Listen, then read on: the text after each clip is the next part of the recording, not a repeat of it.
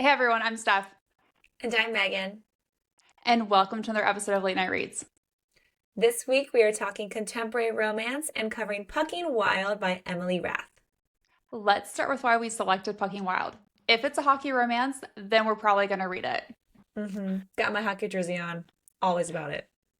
And after reading Pucking Around, we immediately downloaded this book to our Kindles, had to start reading it. Mm-hmm. We also fell in love with glimpses of Tess's character in Pucking Around and thoroughly enjoyed how much she surprised us in this book.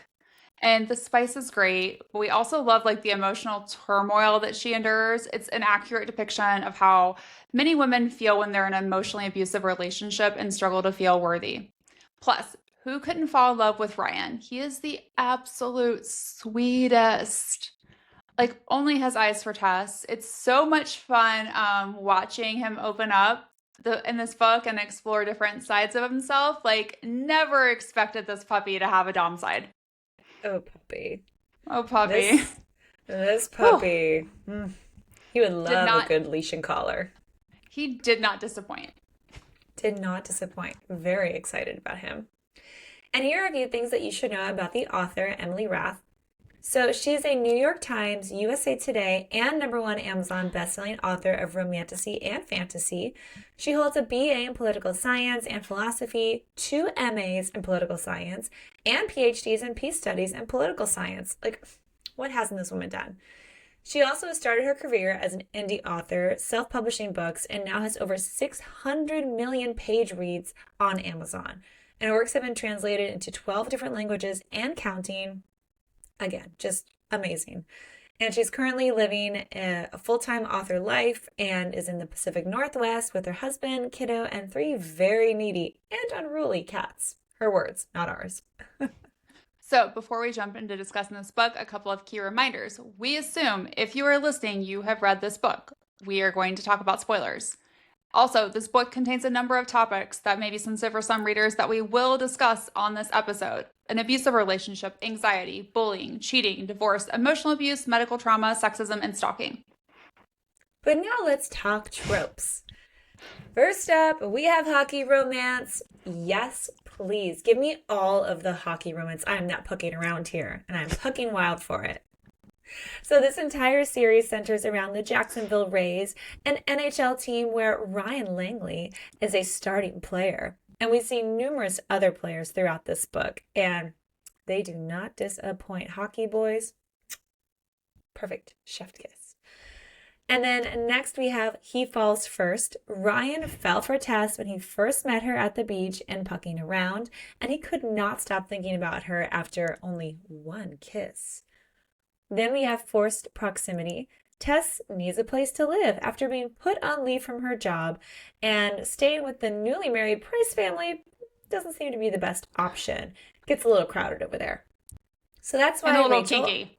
and a little kinky, which she doesn't mind, but the crowded But part, she would she's like, want to play, right? If you're not involved. yeah, she's like, I don't want to just hang around. I am an active player. Put me in, coach. And so thankfully, Rachel offers up Ilmari's house to Tess. Only problem is that Jake also offered Ilmari's house to Ryan at the same time because he gets injured in a game. So these two quickly now become roommates. Then next we have Friends to Lovers. Tess is really clear that she only wants to be friends with Ryan when they first start living together, although that attraction between the two of them is off the charts. Or I would say off the ice. Ooh. Melting the ice. Melting the ice. They need to get together in that penalty box and see what happens. And so the more time that they spend together, the more she starts to give in. Naturally, of course, you can't resist the puppy. And then lastly, we have Found Family. By the end of this book, Tess has built a family of people who love her and protect her in Jacksonville, which is something she's never really had before. And we are so happy for Tess and for Ryan and everybody in the NHL and the Jacksonville Rays. So, in terms of drama, there's a lot. So, we've been led to believe that when Tess first met Ryan, when she's in town visiting Rachel and pucking around, that their interaction only happened at the beach. And that is why Ryan is so smitten with her. Turns out there's a little bit more of that story because after heading inside Jake's house from the beach, she decides to take her swimsuit off and wash it and just wander around naked, as one does in a stranger's home. Well, I guess he's not a stranger, but like... This part kind of drove me a little nuts. Like, living near the beach, I'm like, what? Like, there's sand everywhere. You should rinse out the sand from your swimsuit before you throw it in the washer. Like, that's just rude. I'm sorry. Or before you come inside. Or before you come inside. Like, didn't you rinse out? Like, yeah. I'm sure Jake has a shower outside of his house for that purpose, to rinse off the salt water and rinse off the sand before you go in the house. Come on. Well, I don't know. Because at this point, like, before he was like a bachelor. So it's possible he didn't make the best decisions. We'll see. But she decides, like, I'm just going to walk around naked in Jake's house. It'll be fine. And she runs into Ryan, like, literally. So there's super adorable banter between the two of them. And this is where he gets the nickname of Puppy. And we get this really hot kiss where he can't touch her while she kisses him. And she's like, this is a one-time thing. And you can't tell Rachel. And meanwhile, Ryan is like, Tess is my dream girl. Like, Tess is it. And I'm just like, what kind of kiss was that? I know. Must have been some good kiss. I like it. So we fast forward to the night of the LA hockey game and Pucking Around, where, like, Rachel has made that promise to Ilmari. If he has a shutout, they'll get married that night. They do. So we get to see Tess help Rachel get ready for the impromptu wedding. And everyone's there. Like, we're talking like Al Pacino is there. And Slash was there. Like, it was just crazy. And it's at Rachel's parents' house. And we get to watch Jake marry Caleb and Mari marry Rachel. They kind of all four have like a commitment ceremony. And it's also where Ryan sees Tess for the first time since they had their little beach meet cute. And he's just like, she's here. Well, of course, it's her best friend. Of course she would be there. Duh, she's maid of honor. Come on. Well, duh. I mean, sort of, but Harrison is. But she's there. She's there. So then Ryan and Tess have a very sweet moment on the dance floor where Ryan makes it clear that he wants to see her again, offering to even fly her down to Jacksonville or to come up to Cincinnati and see her. But she refuses to cross that line with him because he's Rachel's patient and literally like blames her messy life also, which is a fair point. I'm like, yes, Tess, you do have a very messy life. Like, her almost ex-husband and mother-in-law are like a real piece of work. And Tess also believes that Ryan is looking for a wife. But she's been someone's wife before, so she doesn't really want to do that. She literally says, I'll never be a man's trophy again. And then she just leaves him on the dance floor. And I'm like, oh, poor Ryan puppy. I know. I was like, don't hurt the puppy. I know. But surprisingly, she runs into Ilmari when she's outside of the party. And he shares about how he invested a significant amount of money in the Turtle nonprofit. And it just so happens, which I'm like, Turtle nonprofit. I'm still not over the Turtle nonprofit from the last book. I love all things about it. It's just so random, and I love it. But it's perfect. It fits, you know? And it just so happens that Tess is a lawyer with a degree in nonprofit management. I'm like, oh, that's kismet. It's great. Perfect. And based on what little information that Ilmari shares with her, she has some suggestions. First of all, being that he needs to hire a director of operations. And he says, all right, you're hired. Done. And it's like, she says, no, I have a job as an attorney. Like, I can't do this. And he's like, I'll give you double your salary. But she can't take the offer just yet, even though it's tempting to spend 6 months in Florida with Rachel.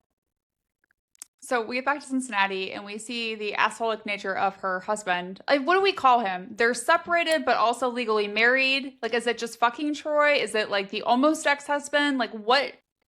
Douchebag Troy. Yeah. Ooh, I like that. Douchebag Troy. Well, he's the worst, especially since she starts her day off in a meeting with him in HR to discuss the allegedly scandalous picture of her dancing with Ryan that came out from Rachel's wedding. Because you know what dancing leads to. Whew. Takes right? Horrible things. Right? I'm like, no what dancing was allowed. This is footloose. No right? dancing. No dancing. So the mere thought of Tess being with another man enrages Troy, causing him to have HR invoke a morality clause because this picture indicates she's cheating on her husband. And I'm like, go ahead and clutch your pearls, Troy. It's not like you didn't cheat on her in the office multiple times. Like, all she did was dance with Ryan. Was she naked dancing? Like, Right, was what she is horizontal dancing? like I read it as it's like some sort of 8th grade middle school dance, right? They weren't grinding on each other. Even if they were, they had their clothes on and Yeah. there were people around. Yes, there's literally people in the background. Okay. Okay, go ahead and clutch your pearls, Troy. But Tess has to go on a leave of absence for 6 weeks. And of course, like, Troy doesn't get any punishment for any of his dalliances because that's what Naturally. happens when mommy owns the firm. And double standards. And double standards, and you're a white man. Oh, I said So it. get away with I said what I everything. said. True though. So true. Tess is pissed, especially when she learns his mother, B, believes it's an opportunity for them to rehab their marriage. And I'm like, oh, so we're in delusion land, party of 2 now. No, Apple doesn't fall far from that tree. it really doesn't. So Tess makes it clear she wants a divorce as Troy follows her around, not in the cute puppy way that Ryan follows her around later in the book, but in the stalker way, and locks her door. And that is when I started to get worried that if he was abusive. Because I'm like, why else would you lock her door when she clearly doesn't want to be around with you? This is not like I locked your door, we're about to get spicy. This is like dangerous. Yeah. And that's like gaslighting starts. And that's when Tess realizes his whole reaction is because Ryan's a man. He didn't care when she was seeing other women, but heaven forbid she be seen with a younger man. So, and then that leads to Tess like being up against the door. Ryan, or like, Troy has his hands around her neck. It's probably not the first time. She doesn't really ever talk about this in terms of like if he's physically abused her in the past, but my guess is probably. And then he drops a bomb. She can stay married to him or he'll have her fired and torch her life and her career. And I'm like, oh, great. I'd like none of those options. Yeah. But Can I run away as fast as I can, as far away as I can? Please? yes. But it's a warning of what's to come, right? Like I think that's the thing that's interesting about his character or people like him is when they make these kind of threats, they almost always fulfill them no matter what you do. Yeah. It's going to be bad. It's going to be bad. But now, what's one to do when her life is up in flames? How about we cue the song, the T-Swift song, Florida? I think so. So she finally goes down there and takes Ilmari up on his job offer. Because she's like, you know what? I got some time to kill. Let's go do this thing and let me get out of fucking Cincinnati. And she ends up moving into his bungalow, again, to give Rachel and the guys some space because they just got married. It's crowded over there, even though she does show up every once in a while and just like snuggles in with Ilmari. Like in bed. Like that's what I love. And she's just like, hi. And he's like, I'm naked. He's just like, okay, don't care. Because also Tess, you can stay or get out. She's fine with the nudity. She's like, whatever. Yeah. I was naked in this house like a few months ago. Like, whatevs. So basically, she's now being like, okay, I'm going to come down there. And now it's New Year's Eve. Ryan is playing in an exhibition game with the team and thinks that he sees Tess in the stands. He like literally is like caught off guard. Like, wait, is that Tess?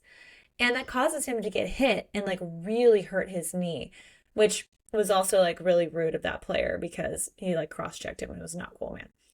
And so he ends up having to spend the night in the hospital and will likely be off the ice for 4 weeks. And the only problem here is that his house where he lives has tons of stairs, which I'm like, you can't really do that on crutches. That's going to be a tough time.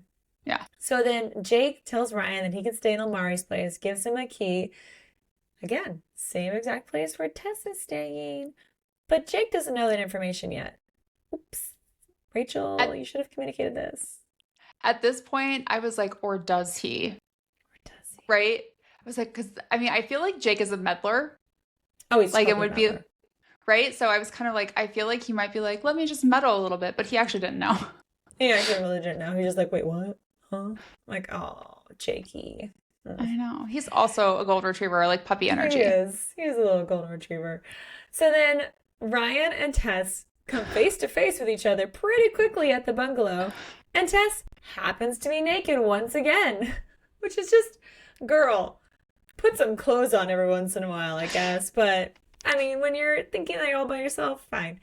But what's even worse here is that she thinks Ryan is a stranger coming to break into the house. And she's like grabbing a knife and she's just like, ah. But like, then they both kind of realize what's happened and like things calm down a little bit. Except Ryan is assuming that Tess is naked, not because she just likes to like roam around her birthday suit, but because maybe there's a random guy somewhere in the house and he's like, oh shit, did I just catch her like fucking somebody? Like, this is so awkward. And he's just waiting for some random person to like pop out at any minute. And he's also like on pain meds, right? Because he's like injured. And he mentions, he's like, you just look like you were fucked 6 ways to Sunday, and like starting accusing her of having a guy in the house. And I'm like, come on, dude. What is this, high school? Like, she's allowed to fuck around if she wants, okay? Right? She's a grown-ass woman. Yeah, she's a grown-ass woman. Like, mind your business. But you're also just jealous.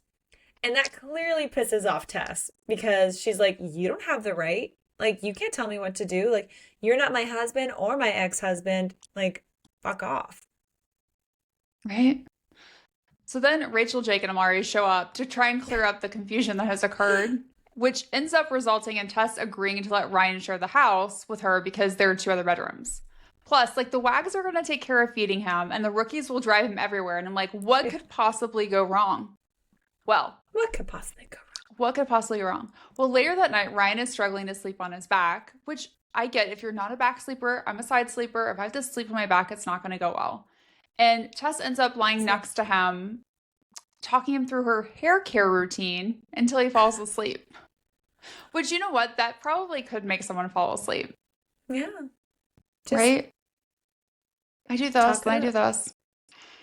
So the next morning, Shelby, who is the queen of the Wags, because she is the wife of the captain, stops by to drop off food for Ryan. And we had like this really interesting interaction between her and Tess, which causes Shelby to assume that Tess doesn't like her, even though Tess is just like, I'm having a bad day. And I'm like, it's 8 a.m. How are you already having a bad day? Yeah, that's not good. Well, I mean, people are talking to you before 9. So I get that. Before you've had your coffee. Yeah. Mm-hmm. Right? And it's also clear right away that Shelby that Ryan likes Tess, and she cautions him that Tess is a runner, the kind who loves you and leaves you in the same breath, and Ryan should stay away unless he wants a broken heart. And I was like, how can you just met her? Maybe you met her like at the beach or something, but like, how do you know that so quickly? And we find out later like what her job is and kind of her past, which makes a lot more experience. But I'm like, how do you know she's a runner? I mean, well done, because she definitely is. Well done. You got that nail on the head. Good job. Yes. And it turns out that Tess was not lying about having a bad day. She basically just starts sobbing later when Ilmari picks her up to meet up with all the volunteers at the Turtle nonprofit. And this is where we learn that Shelby apparently looks very similar to Troy's secretary. Just one of the women that he had an affair with for over a year, and how she like caught them literally at work one time. So that image comes up to her. That's why when she sees Shelby, she's like kind of like upset. And now all of a sudden her phone keeps ringing like nonstop because she recently had divorce papers sent over to Troy. And now the freaking devil spawn himself is like calling her nonstop, antagonizing her. And it's kind of funny, actually. She literally has him saved as Devil Spawn in her phone now. I love like, that. You're no longer hubby, you're Devil Spawn. Like, that's another sign things are not going your way, dude. Right? And she refuses to answer any of his calls. She's just like, nope. And instead literally throws her phone out the car door into the ocean. And it's like, yeah, that's a big ol' I'm going to hang up and not answer your phone call anymore. Like, you can talk to the fishies. Right? Do you know what I thought of? It's so unrelated, but do you know how in the Primal Blood and Bone, when Poppy destroys the Star Diamond, and you and I were like, she's going to regret that later? That's immediately what I thought of was, oh, this is like the Star Diamond. You're going to regret that later. Mm-hmm. Like, you're going to need your phone. You could have just blocked him. Correct. And kept your phone with all of your information. Yes. You're going to need that later. Just saying.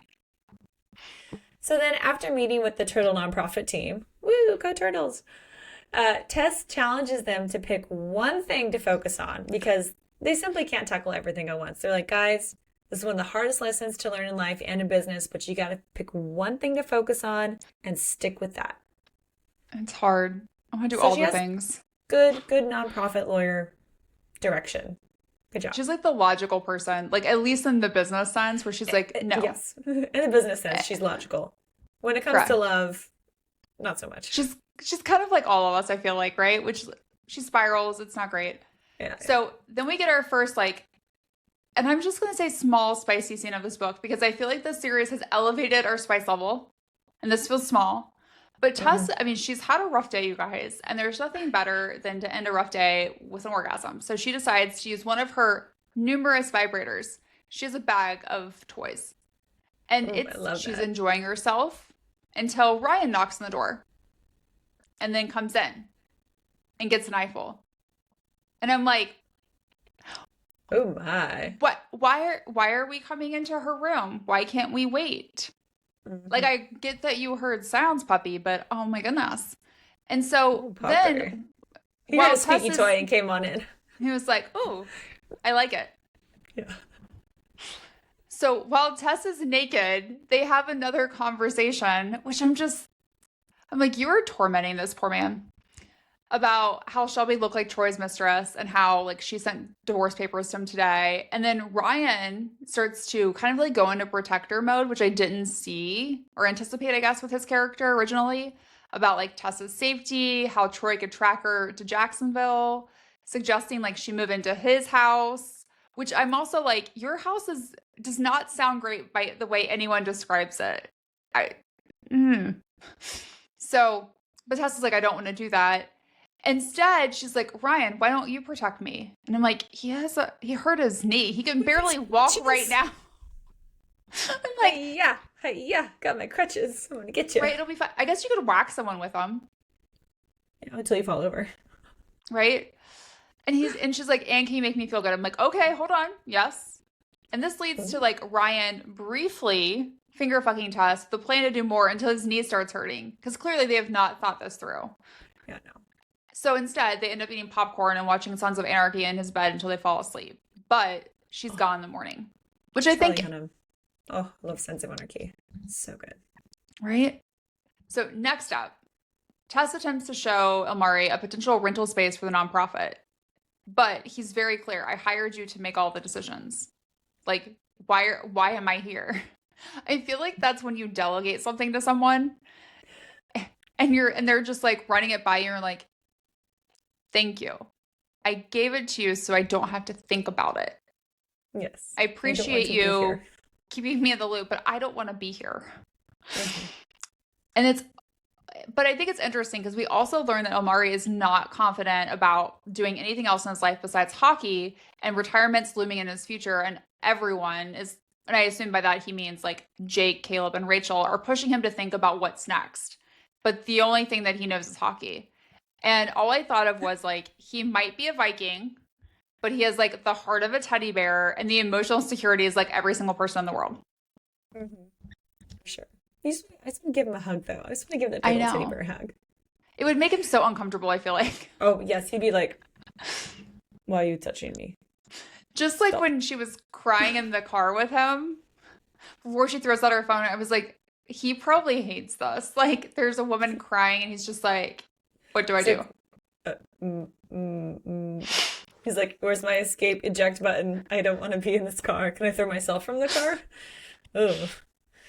So then Tess also learns that Troy has been harassing her lawyer, which is like countless calls demanding to know where Tess is and why she can't be reached. Like, why isn't she answering her phone? And he even says he's going to like threaten to report her missing, which, come on, bro. That is such a lame thing to do. I mean, Troy is just lame in general. Yeah. And he suddenly starts claiming that his mother is desperate to talk to Tess. And like, really, like, he's like, my mom wants to talk to her. Like, please, please, please. And Tess agrees, which is a big mistake. And there's just so much gaslighting going on here.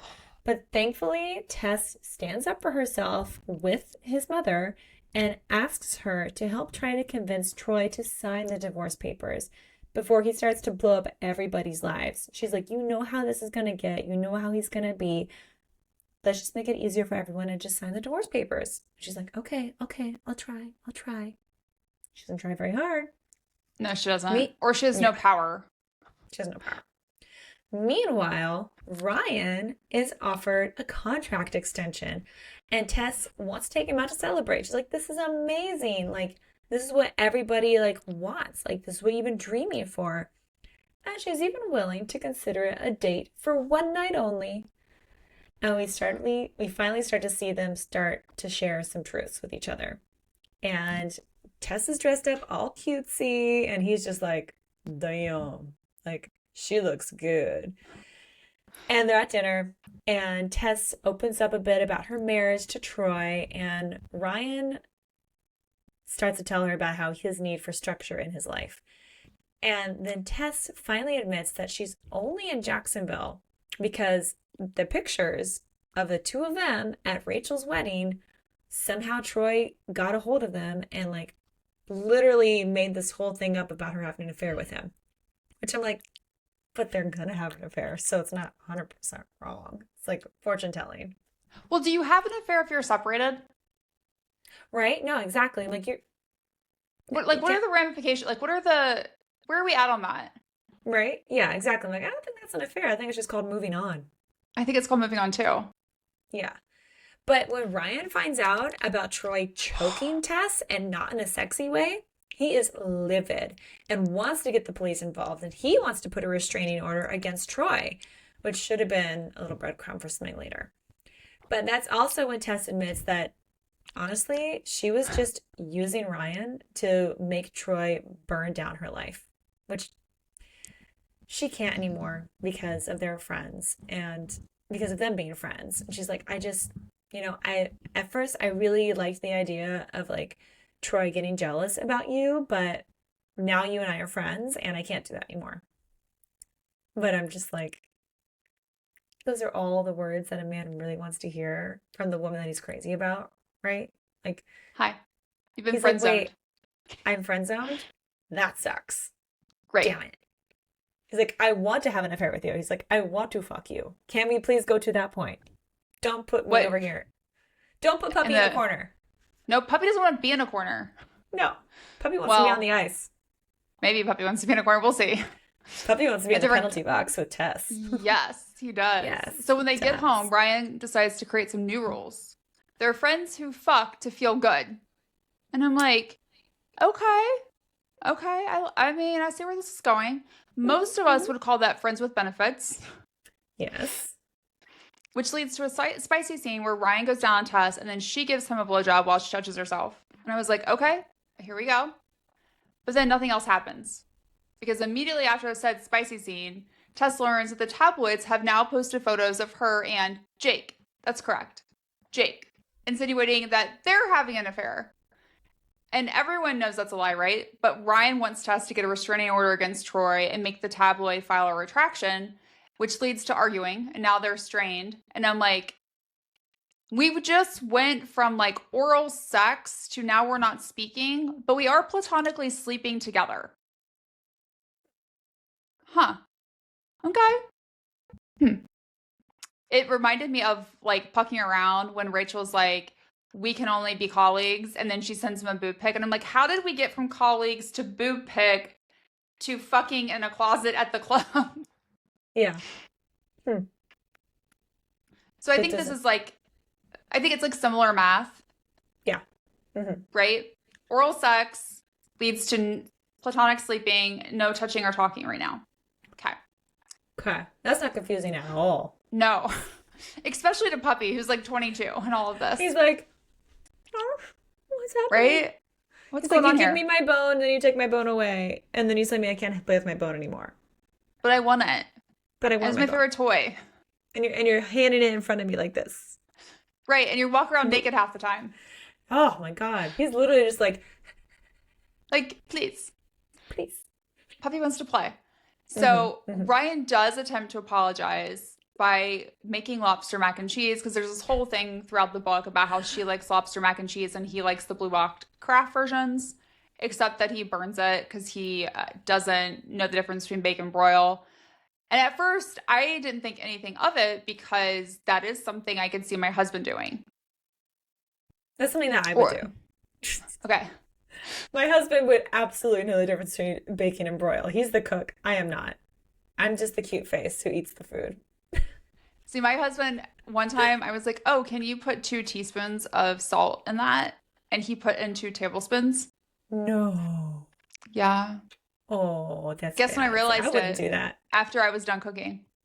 And I Oh was like, oh, no. doing a taste test. And I was like, there's nothing That's you can too do when there's salty. too much. Like, No, that's gone. That's in the trash. that's in the trash. I remember telling him there is never a time where anything should require a tablespoon of salt, let No, alone no, 2. no. Unless I guess you're making salt water. Yeah, that's the only time. Okay. But this time with the bacon broil situation, we also see times throughout the book where it's mentioned how Ryan likes voice notes. And I also at the time didn't think anything of it because some people are really into voice notes. I personally don't like them. Well, here's I my don't like logic. having to listen to it. I'm just like, this could have been a phone call. If you're leaving me a voice note. Oh, Like, please God, don't type call it up. me. But don't call me. No, don't call me. Please don't. Please text me only. No. Well, and the reason I don't like voice notes is because I can read so much faster than I like hear. And so when I do a podcast or something, I'm listening on, I'm not joking you, 2.5 times speed. Oh, So yeah. a voice note sounds so slow to me. And I'm just like, ugh. So maybe if they could find a way for voice notes to be listened to faster, I would deal with it. But otherwise, I'm like, can you just text it to me? You will get a Yes. faster response. Plus, I have Absolutely. kids. And if you're saying something that is adult-ish or something they shouldn't know because it's a surprise or none of their business, then I can't listen to it when they're around. Or Yeah, like or near or Or hiding maybe half the time I'm like, I can't hear it because there's screaming going on in the background. And I'm like, I Correct. don't know what you're saying. I'm being yelled at about mac and cheese. Yeah. So, But at the time, like, you don't think anything of this until we learned later that he has dyslexia. And then it kind of makes a lot more sense. yes. I will say that's one thing I love about this series is yes, they're spicy. Yes, it's hockey. Yes, it's a romance, all the things that we love. But I also feel like there's so much you learn Yes, there's a about lot of like, human aspects. yes, like Yeah. my youngest son has dyslexia. And I never thought that like voice notes might be easier for him. So I will have to eventually get used to them. Then texting might be as he gets older. I mean, right now he's like young, he's like little, so it's not a big deal. But when he gets older and he has like a phone, I'm like, that might be an easier thing for him. For sure. That's great. I just had never thought about that. So We learn something new every day. exactly. We haven't learned yet in the book that Ryan has dyslexia. No, not yet. No. But we do learn later that he likes the sauna, which he had never really experienced before. So now, Ryan and Tess are going to end up in the backyard sauna, where Tess literally is going to push Ryan out of his comfort zone with butt plugs. He's never played with any sex toys before. Like, and she's starting out with a butt plug? Like, whew. I feel like we graduated very quickly. Yes, we went very, very far. And she's like, okay, you need a safe word. And he's just like, Yoshi. Oh, honey. Oh, puppy. Puppy. Oh, puppy. Because he plays a lot of Mario Kart, and that was the first thing that came to mind. His favorite character is Yoshi, which I'm also, like, that's my favorite character. Like, Ryan, you and I have a lot in common. I also play Yoshi all the time. It's so much fun. I'm usually Princess Peach. Doesn't that fit? I was Princess Peach, but then Scarlet took over Princess Peach. So now I can't That's be one her thing. anymore. That is the one thing about kids is they take get your favorite very characters. upset if they aren't their favorite characters. And I'm just like, it doesn't matter. And they're like, why can't I have it then? Same thing with Right. colors. Like when you play a game and you're like, oh, I want to be green. They're like, I want to be green. I won't play well if I'm not green. I'm like, that's not true, but okay. Not true. Sure. Yeah. Okay, sure. But that's like Ilmari saying, I won't play well in my hockey game if you don't sit next to me now. See, I don't have any of these superstitions. No. But Ryan's safe word is now Yoshi, so he has to be Yoshi. He does for life. For life. And let's just say now, after Ryan has experienced his Yoshi moment, he has a whole new appreciation for sex toys. He's like, whoa, oh my gosh, this is fun. And then, so we'll get to that in the spicy scenes later. It is very fun. And then Tessa's situation with Troy escalates when he sends back the shredded divorce papers to her house, which, first of all, she's like, how does he know where I live? How does he even know where I am? He has someone following her and definitely knows like all of her whereabouts now. And her attorney at this point is suggesting her to get a restraining order against him. But Tess is still like very much in that abusive relationship mindset of like, nothing's wrong. I can handle this. This is fine. We're not at that point It's not yet. that bad. It's not that bad. It's going to be okay. It's like, oh, honey, no. I can reason with him. No, you can't. You can't reason with Cray Cray. No. And her response to all this is to call B, who gaslights her once again, claiming that the recent tabloid stunt was meant to hurt Troy. She's like, how dare you do this? You hurt him. You did this on purpose. And we're like, for fuck's sake, come on. Like yes. You can't realize that your son is a douchebag and, ugh, no, she can't. Behind all of it, I just want to be like, Right. yes, that was my intention, was to have an affair with my best friend's new husband and have it hit the tabloids. That, yes. To hurt Troy. Yeah. This is all part of my grand master plan to do this. To destroy Troy. Which is why I sent him divorce papers. Okay. Right. Because that makes sense, right? But Sure. I secretly want to make him jealous. Yeah. Okay, you got me, B. You got me. Ooh. The one thing I wish Tess would have done is seen how manipulative B was so much faster, because she is like the female version of Troy. But I feel like because Tess wants that like mother figure in her life, she just can't see what's happening. Yeah, it's so sad.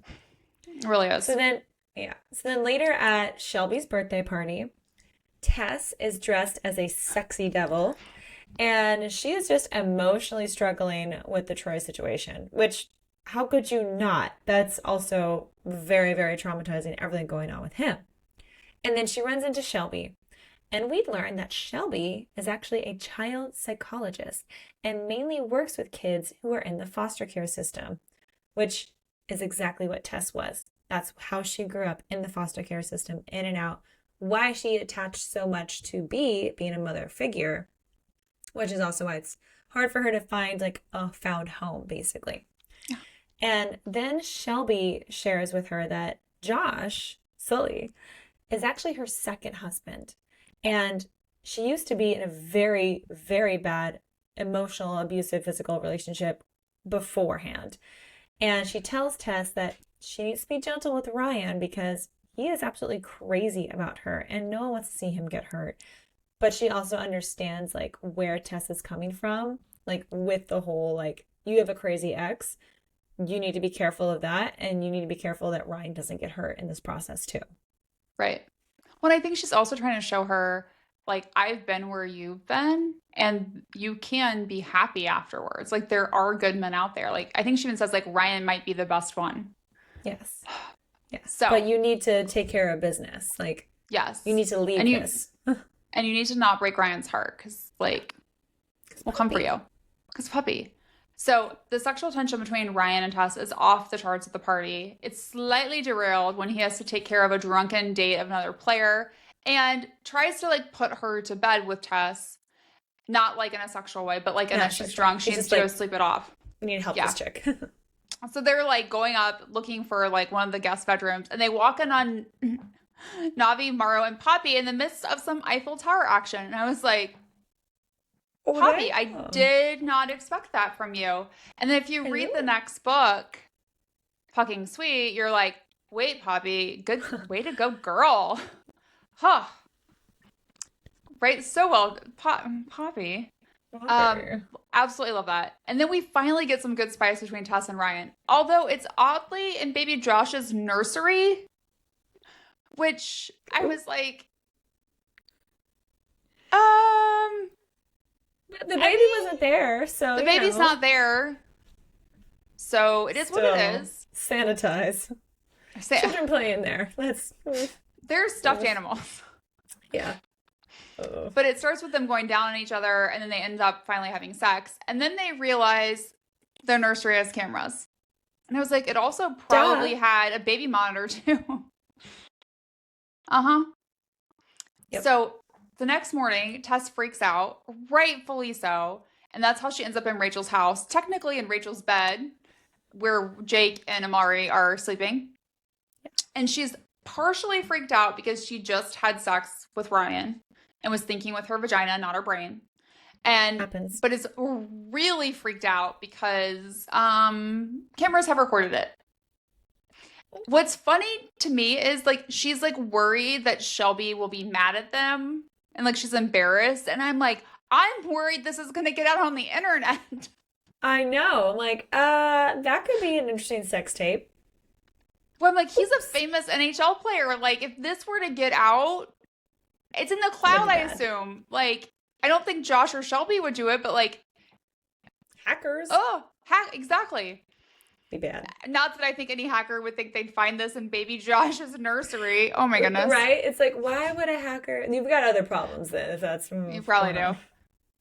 So Tess is like hoping Rachel will talk her out of like doing anything more with Ryan. But Rachel's like, I think the two of you are good together. And then Ilmari, who is normally like quiet, doesn't say much, doesn't like to give advice, is like, you came here for advice. Life is short. True. That is true. Yes, it is short. Thank you. So are your words. So is your advice. Life is short. Like, go fuck Ryan, I guess is the advice. Which is like what she does. So I'm like, okay, so we went to Rachel's house. We were freaked out that we just had sex with Ryan.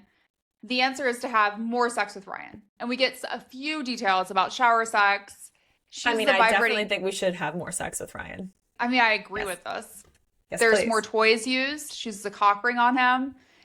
She ends up licking him clean and fucking herself with the vibrator. And I was like, okay, this is probably where we should have started with Ryan. With sex toys, I feel like a vibrating cock ring, a vibrator that he uses on you would be a great place to have started the puppy on. Mm-hmm. Not the butt plug. Not the butt plug. Like, that was just like a big jump. That was like that I feel like that also was like a test to be like, you know what, are you all in? Because let's find out. Level? Let's find out right now. Meet me in the middle of the road and then we'll work backwards and then go forward again. And so later that day, Rachel, Jake, Caleb, and Ilmari confront Ryan about what is going on between him and Tess. And he's basically allegedly now in like a sister fucking territory, which there's also a rule amongst hockey players, like you do not fuck someone's sister. You don't do that. Why? I don't know. It's a weird. But I think it's like also like a typical man thing. They're just like, well, you can't date my sister. And I'm like, don't date my sister.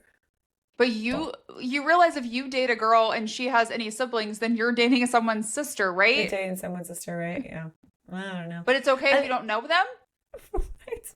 Like, I didn't say it made sense. It's just an unwritten rule that they have that like you don't do it. And so now they're all like basically coming at him being like, what are your intentions with my sister? Like, what are you doing? Oh. And that's when Ryan like loses his shit on them, which is good because he's just like, back the fuck up, you guys. And he confesses that Tess means everything to him and that he is absolutely crazy about her. So he passes their test, basically, with flying colors. And he even admits to Rachel that he is falling in love with Tess. But he's like, but you can't tell her that, Rachel, because she will run. She will run for the hills. And she's like, yeah, I think you do love her and you understand her because she would absolutely run for the hills if you told her that right now. Like, yeah, don't do that. So instead, Rachel suggests that he perhaps show Tess an act of service because that's her love language. And the only way Tess will believe that he really truly cares about her is by like following her love language. Besides, of course, the butt plugs. Come on, Yoshi. Right. And so Ryan's like, okay, like what can I do? And she's like, well, there is like that turtle stuff going on today. And he's like, brilliant, let's go. So he shows up at one of the Out of the Net, which is a perfect name for the organization, one of their volunteer days to help out. And this definitely works on Tess because they end up having sex in the bar bathroom later. Yep, that's right. Yep. She's just like, God damn it, I love it. Like, let's go. And it's also when Tess realizes how much Ryan wants her and wants to be there for her, which in her own like twisted way, she's assuming now like this isn't gonna last. Like there's no way this is going to happen. He's 10 years younger than me. He doesn't know what he wants. Like, he's just saying all these things. But God damn it, I'd like to fuck him. Well, as a punishment for having sex in the nursery, Shelby makes Tess sing karaoke, which Tess hates, but Ryan finds adorable because he's a puppy. Yeah. And then we also see Tess attempt to push Ryan away by suggesting that she play wingwoman to him and help him find a date for the gala. Perhaps with like one of the puck bunnies of the bar. Or like the waitress. And I'm just like, you just, like a day or two ago, had sex with him in a bar. What is happening? What? Pushing him away. Stop it. So Ryan leaves, and then Caleb, who is not a man of many words either, right, knocks some sense into Tess and tells her to stop running and go home to the sweet idiot who loves her. And I was like, oh, which is what she does. Like, she does listen, she does. And Ryan confronts her about being scared about how she feels. And he promises to never ask her to marry him, which is really, really sweet. Right? He's like, it's I'm so not romantic. It really is for her, oddly, right? Yeah. Like, that would be the opposite of what I think most people would want. And that leads to them fucking with feelings now. Mm-hmm. Right? Because Tess can't use words to describe how she feels, but she can use her vagina. So. Naturally. We get a spicy kitchen scene where Ryan goes down on Tess, then he fucks her, and we get to see a sliver of Ryan's dom side start to come out. And I was like, hold the horses. Sanitize that kitchen. And number 2, can we have more of that? Yes, please. Yes, please. But number 1, sanitize that kitchen, please. And I really hope that nursery got sanitized too. I'm sure it did. Right. But also, I'm just like, kitchens. Why do people always have so much sex in a kitchen? I think I've only had sex in my kitchen once. The counter, it's always on the counter, and I'm like, maybe if your partner, like your male partner, is like 6'4", the angles work, but like if you don't have a Viking sized height, those counters don't work. No. And they're cold.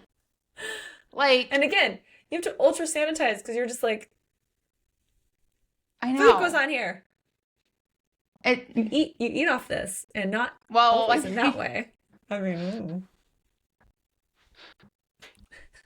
Anyway, next, Tess has a conversation with Rachel about what is going on between her and Ryan, with Rachel making it very clear that Ryan is Tess's for the taking. Basically, she's like, if you want him, go get him. If not, you need to let him go, because like that's not fair to him to string him along.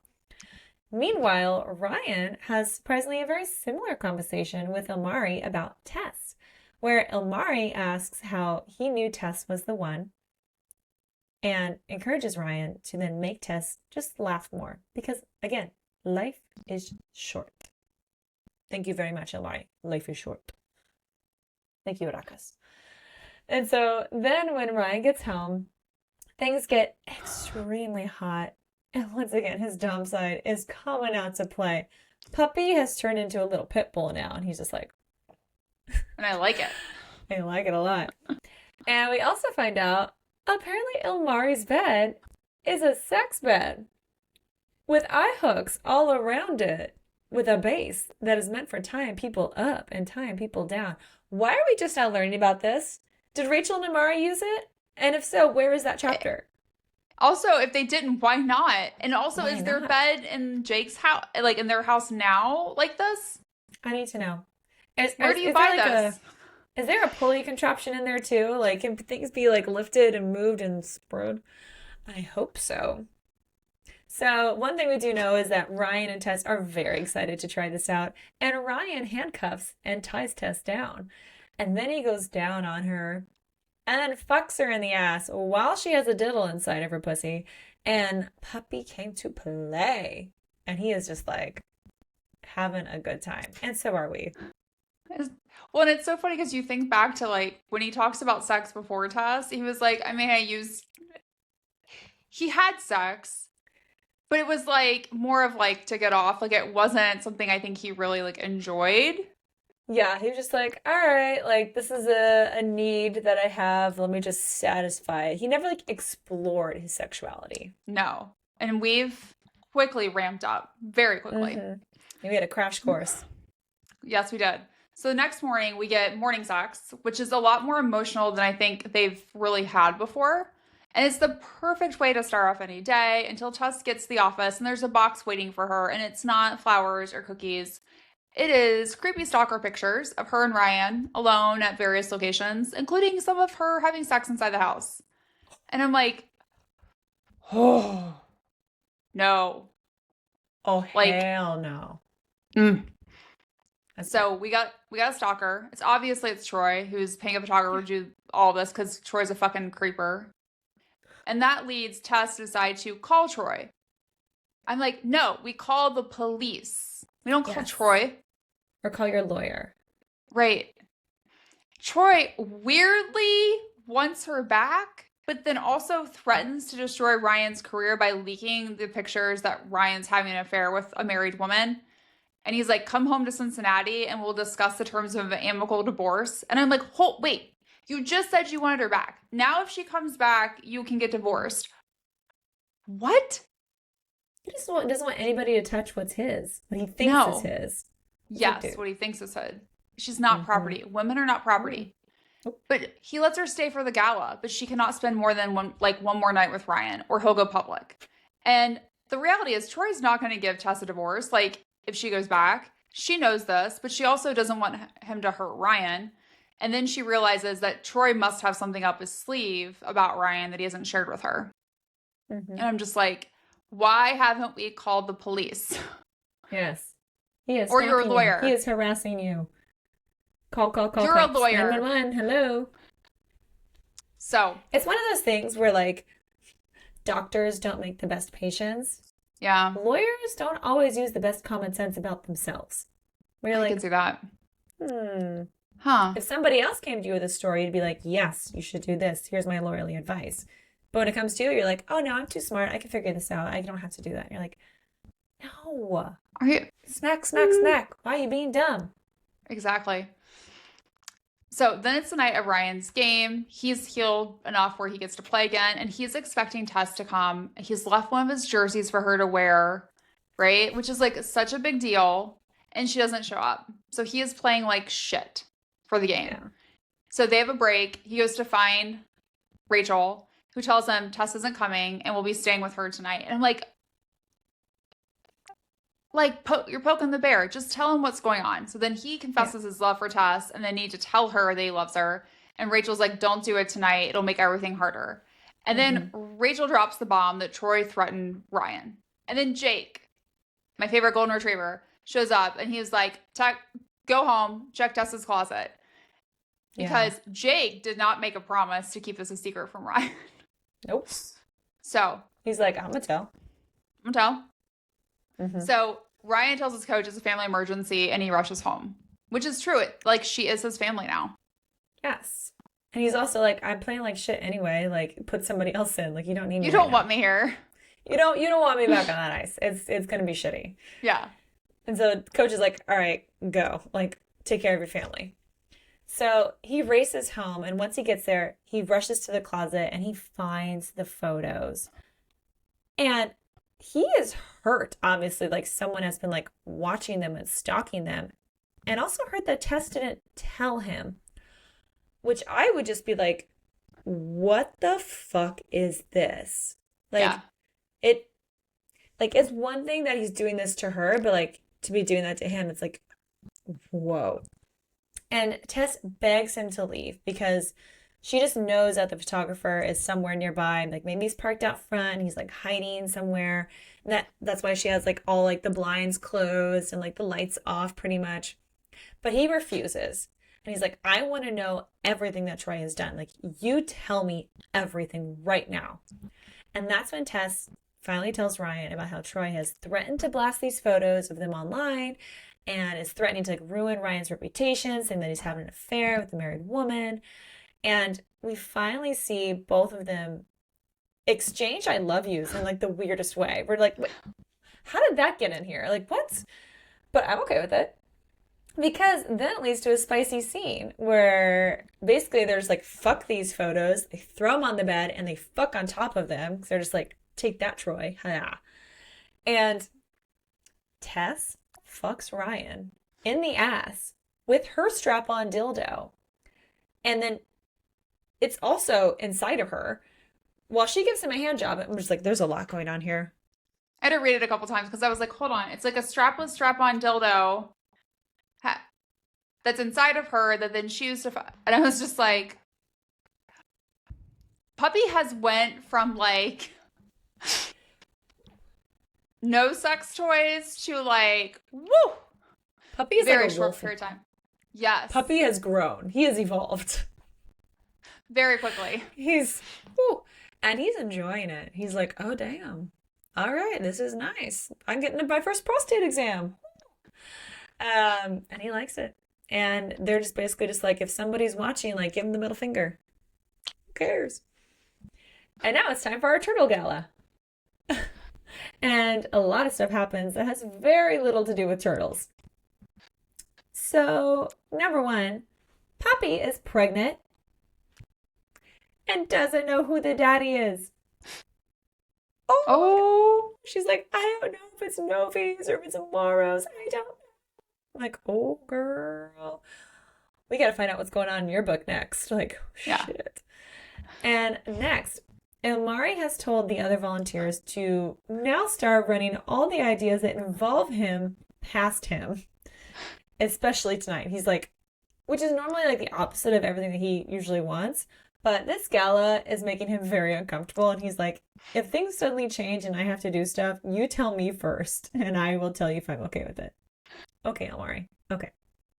And then next, Ryan apparently told his coaches all about Troy's threats earlier that morning. And they now have had a PR strategy meeting planned for the very next day with Poppy to figure out what they're going to do. And then something happens that nobody expects. Troy shows up. Fucking Troy. And he goes up to Ryan, pretends that he's a fan. He's like, hey, you're Ryan Langley? And he's like, yeah. And he kind of has him like cornered. It's like nobody else can really see what's going on. He's like, good, you've been served. And Ryan's like, what? What do you mean I've been served? And there's these legal papers, and he's demanding that Ryan reads them right then and there, which Ryan's like, it's what? Huh? First of all, it's very tiny print, so he's also just like, I don't even know what I'm reading. It's like, it's dark in here. I don't know who you are. I'm so confused. And this means that Troy clearly knows about Ryan's dyslexia, which is double dirty. Like, yeah. Come on, buddy. And Troy is just like poking at him like, what? Are you stupid? Can you not read? It's like, fucking Troy. Fuck you. Turns out Troy served Ryan with a restraining order that has to prevent him from being around Tess. And we're just like, I'm sorry. How did you even manage to do this? Like, Tess didn't sign this. What are you talking about? Troy apparently also knows everything about Ryan's family, which at this point we don't know a whole lot. So we're like, wait, how do you know? What, yeah, like, what do you know? What's going on? Don't you have a job, Troy? Right? Ugh. Apparently not. So then Tess starts to realize that Troy's there. Like when Nancy, one of the volunteers, asks that someone wants to meet her. And then she has Nancy go find Ilmari and Ryan. Troy confronts Tess. And by this time, we have Rachel, Jake, and Ilmari with her. He says horrible things to all of them. Typical narcissist. He's trying to get them to turn on each other and to turn on Tess. Surprisingly, did not see this coming. Jake's like, yeah, I also have been fucking Tess. And I'm like, wait, what? Like, I know that's not true. And Ilmari's like, yeah, me too. And I'm like, wait, what? Because Jake has, in his mind, just thought up, well, if Tess is sleeping with multiple men on the team, that kind of makes it harder for Troy to hurt Ryan. And it protects Tess. And it's actually quite genius. Oh, not bad, and then Caleb shows up and is like, yeah, Tess is mine too. And I protect what's mine. And I'm just like, what? So then Troy ends up leaving. No one can find Ryan. Tess is like frantic looking for him. She ends up finding him on the beach and he begs her not to come any closer because of the restraining order. And it's really like heartbreaking to like to hear that, read that conversation. So, and to make matters worse, Troy was already an asshole, but he's a major fucking asshole because he shrunk down the font even more. So like no one could really read it. No, it's like size 2 font. Yeah, exactly. And that's when Tess realizes that Ryan's dyslexic. It's super severe. He also has dysgraphia, which means like most days it's hard for him to read anything. And then Ryan's worried he's going to lose his career if he goes to jail over the restraining order, where Tess is like, no, this is great. And I'm like, why is this great? Because you can't file a restraining order on someone else's behalf and pretend to be their attorney, Troy. That's kind of against the law. Huh. So then Ryan's like, we need to stop playing defense. We need to start playing offense and take the fight to him. And like all of the other guys on the team are on board with it. And I think this is the point where she starts to realize, like at the Turtle Gala, not only are we saving turtles, but she actually has a family here in Jacksonville of multiple people who would do anything for her. And they're all coming out of the shell. Sorry, that was too easy. I had to do that one. I love it. Change approved. And then to basically flip everything on Troy's fucking head, Ryan shows up at Troy's office all the way up to nasty Cincinnati with a bunch of the other players and his agent. And they're all pretending that they're old friends of Troy's. And they're like flirting around with the Katie like secretaries up front. And they're like, oh, hi. Okay, I'll go get him. And he's like, tell him it's a surprise. And she's like, okay, sure. And she goes, ta-da. And Troy's just like, what the fuck? What is this? He is not pleased to see any of them, nor does he really enjoy it when the box of shredded divorce papers and photos is then dropped on the floor for everyone to see.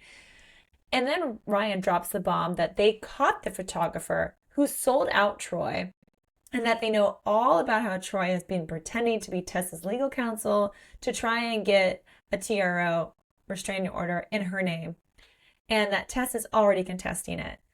And MK, who is Ryan's agent, then shares how Troy has actually committed legal malpractice, and that this history of abusive behavior against Tess will likely end in him getting not only like fired from his law firm, but also disbarred. And this is being announced in front of everyone in the office. Everybody's kicking their heads out loudly. Everyone's like, what? Like, and they're filming. Like, the other guys in the background are filming everything. Thank God for cell phones. And Ryan's like, this can all go away if you just sign the divorce papers. And Troy's like, I already did. Which Ryan's like, wait, what? What? Huh? And so now, back in Jacksonville at the exact same time, B, Troy's mother, shows up unexpectedly at the Out of the Net office to then chat with Tess again. B hands Tess the signed divorce papers and just wants to be, you know what? This is over. It's signed. You get what you want. Like, I want to know that you're not going to do anything. Basically meaning that Tess won't press charges against her precious baby boy, Troy. Because it turns out that our little boy, Troy, used B's name to get the restraining order. So basically, B is now there to try and protect herself, to be like, oh no, I don't want any of this negativity on me or on my practice. And she's just trying to protect herself, proving once again that she never really cared about Tess or even about Troy, honestly. Yeah. And Tess tells B that she and Troy need to go and get some serious fucking therapy for like an entire year and needs to send or a lifetime. Or a lifetime. And like needs to send proof of like those receipts to Tess's lawyer. And only then will Tess agree to let everything go. She's like, thank you for these divorce papers. I will take those. Go to fucking therapy. Prove you're going to therapy. And I won't sue your ass. And by the way, you need to make a very large donation to the Turtles. And whatever number that you have in the back of your head right now, double it right now. And then Tess even offers to then make a joint statement about that donation if it's large enough, which it better be. Which is like playing into B's hand, right? Like, I will even pretend like this is amicable. I will pretend that this is a charitable thing. We're all frenzies here, but yeah, bitch, you're gonna pay. Right. But if you don't do what I say, shit's about to rain on you. Hard. So next up, Tess meets Ryan at a beach house, and she's like no idea what's going on. But before she can get all of her questions answered, like why I'm here, they're fucking in the kitchen again. And I'm like, why are we naked in a strange house again? I love this for you, but also, Love it. And then Ryan drops the bomb that he bought the house now that all of his contracts are signed, and he got the house for her because he knew she couldn't stand living in Ilmari's house due to the privacy invasion. And then he's like, move in with me. You're my home. I want to be yours. I'll never ask you to marry me. And she's like, surprisingly, she's like, one day I'll ask you. And I'm like, what? So it's a funny thing that that's the most romantic line he has is like, I promise you, I will never ask you to marry me. I will never do that. And she's like, so romantic. So sweet. You're like, wait, what? But for them, it tracks. It does. So we get the epilogue. It's a year later. Ryan is convinced that Tess is going to propose to him because she has been hinting for months. He wakes up. There's like rose petals in the house. Like things like this continue all day. There's like a banner flying on the beach. The Bruno Mars song "Marry Me" is playing all the time. And she's gone. Like he can't find her. Like it's full on teasing. He finds documents that proving she already changed her last name to his.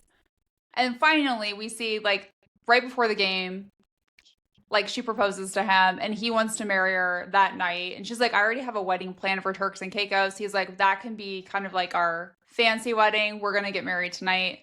And then it turns out he has an engagement ring that's, like, he's keeping in his glove because he bought it a year ago when she moved in with him, waiting for this day. And I'm just like, puppy, I love you. Aww. I love that idea of him just like skating around the rink, just like looking for her, and everybody is chanting, and he's just like, where is my woman? Where is my woman? And then he sees her and he just goes up to that ice. He's like, I'm going to fucking marry you right now, Tess. Like, you get down here and let's get married. And we're like, yay. I just loved it. Oh. And they get married. Okay. And they get married. Okay. Hot and steamy. This felt like 4.5. Which one? What do we think? I would say it's a good 4. A good solid 4. I think it's a good solid 4. Okay. We got a 4.5 dildo. Okay. Do we think it's a 4.5 then?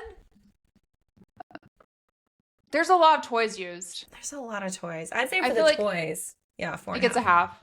There are toys, I mean. For the strap-on. If you have to read it multiple times and you're like, oh, that's interesting. Like, what? You earn that. Okay. So we start with chapter 23, which is very tame for the book or the series. And that's where she's using the vibrator on herself until he walks in. What I loved about this part is like she is enjoying her little bullet vibrator and she's like, yes, like fuck, please God, yes, fuck me. And then she's like internally thinking, for the love of God, will someone please just fuck me? And I'm like, he's been in the house for days, Tess. Yes. He's right there. All you have to do is ask. Yes. He would have done it the first time he met you in Jake's kitchen naked if you would have let him touch you. Absolutely. Like he thought about it. Yeah, he was just like, I need to do this right now. And then he finally sort of gets to. In chapter 24, where Ryan gets to finger fuck Tess. And oof, it is good. His hands are tight. Her hands are tightening in his hair.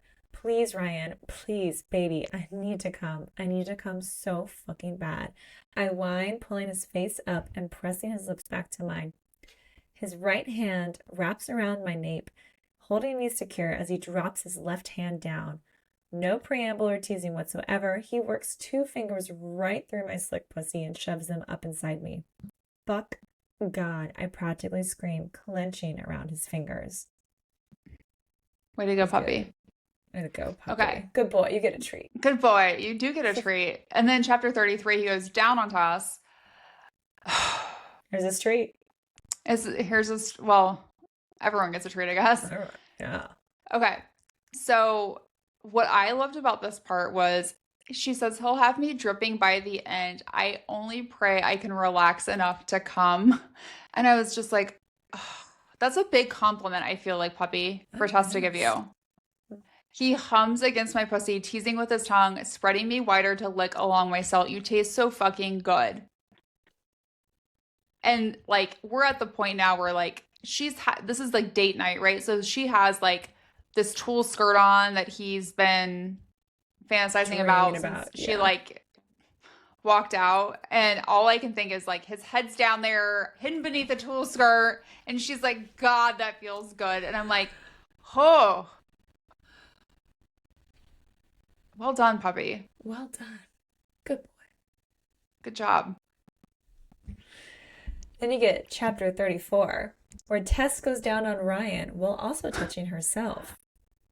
And she says, "Let go. I feel you holding on so tight." "I don't want to hurt you," he says, echoing her words from earlier. My hands soften her hair. She pulls back, glancing up at me. "You won't. I refuse to succumb to death by dick." But I love the thrill of being used. Now fuck my mouth the way you're dying to and come down my throat. Oh my And he God, said- like, And he says, "Suck it. Put it in your mouth. No more fucking talking." like, Goddamn.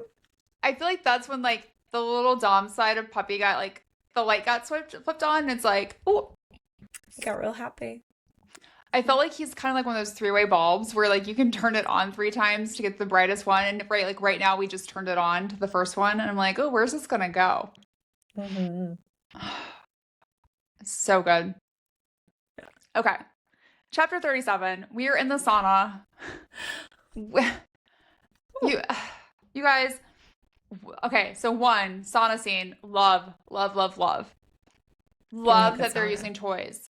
All I thought about was Ryan's never used toys at all for sex. And this is where we start.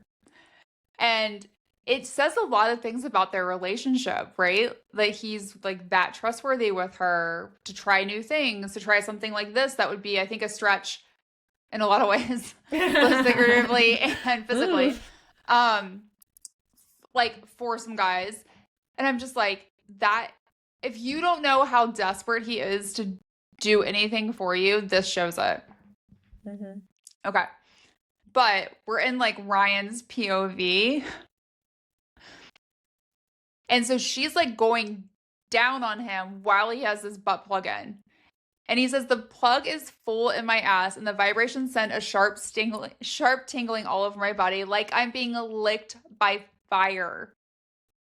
Her mouth on my dick is a dream, so wet and warm." And I love that line because I was just like, that is such a great way to describe probably what he's feeling.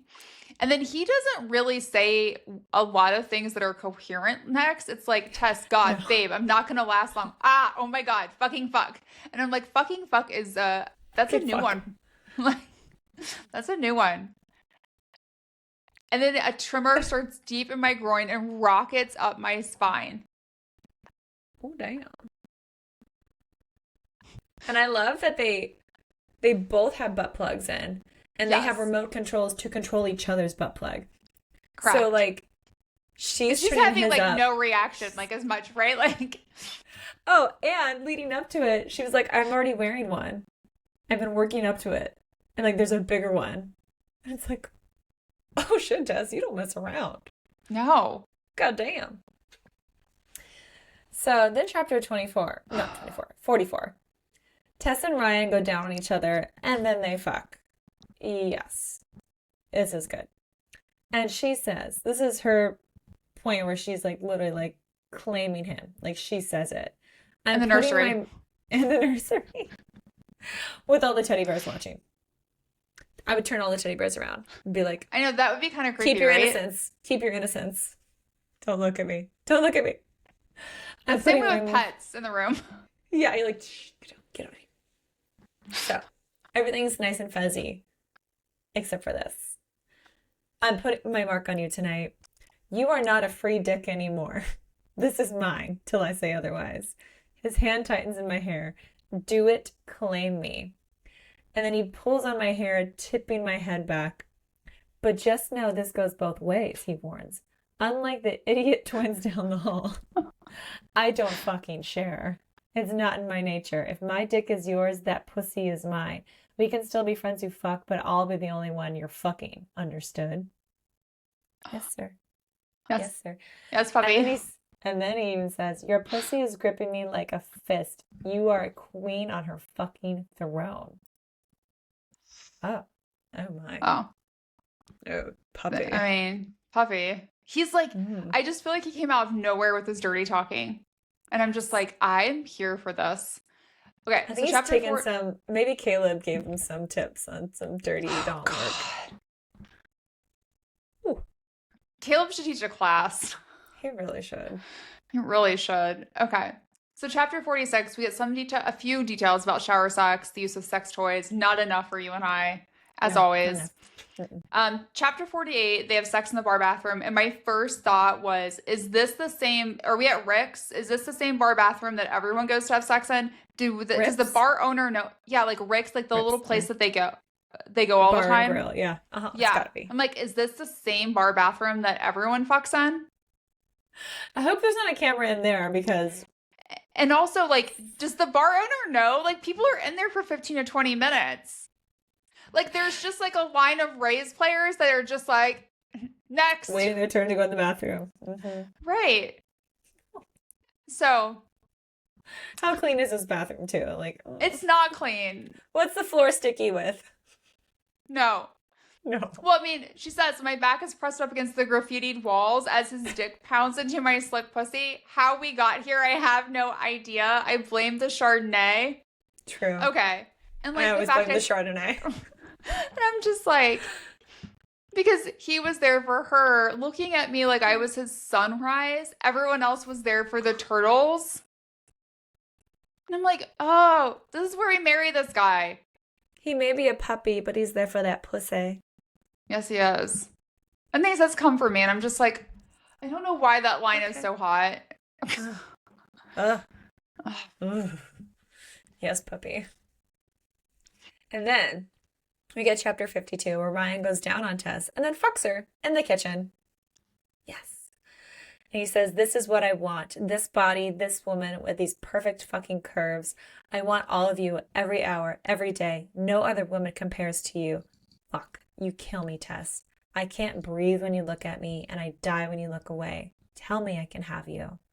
Ryan, tell me you're mine. Not just your pussy, not your body. We are not friends who fuck to feel good tonight. We're more than that. God, just say that you're mine. I'm yours. Kiss me and fuck me, worship me, Ryan. I'm yours. Oh, I love it. Okay. Chapter 54, Ryan goes down to Tess. He fucks her in the ass.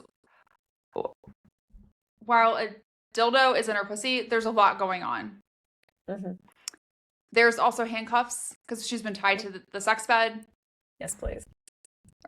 And I'm